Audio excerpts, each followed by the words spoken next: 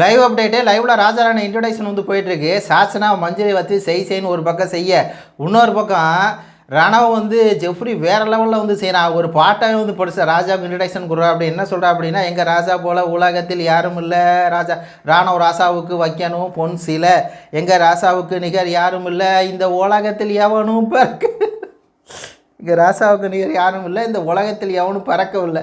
ஐயோ ஐயோ, ராணவை பார்க்கும்போது எப்படி இருக்குது மக்களே, ராஜா மாதிரியா இருக்குது. சரி, ஓரளவுக்கு அவன் கம்பீரமான தோட்டத்தோடு இருக்கான். ஆனால் பேச்சு வந்து பார்த்திங்கன்னா இன்னும் எடுப்பா இல்லை, அதனால் இப்படியாடா பாடுவாங்க அப்படிங்கிற மாதிரி இருக்குது. சரி, இதுவாவது ஒரு பக்கம் காமெடியாவது இருக்குது கேட்கன்னு பார்த்தா, இன்னொரு பக்கம் சாச்சனா வச்சு கிளியர் கிழிக்குது மஞ்சூரி.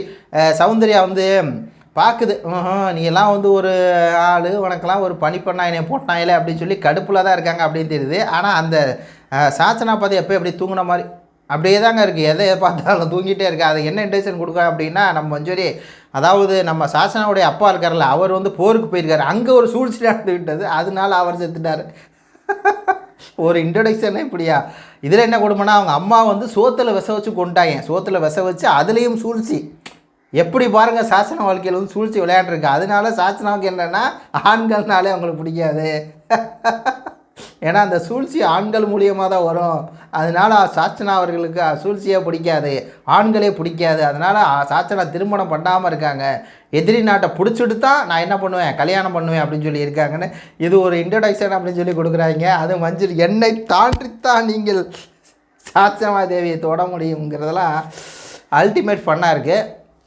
அதுக்கப்புறம் மஞ்சள் இதே எந்திரிச்சு சொல்லுது, ராணி வந்து உரையை தொடங்கலாமா அப்படின்னு சொல்லி சொல்கிறாங்க. வேணாம், ராஜா தொடங்கட்டும், அதுக்கப்புறம் நான் தொடங்குறேன், மோடிக்கிட்டு தொடங்கினேன்.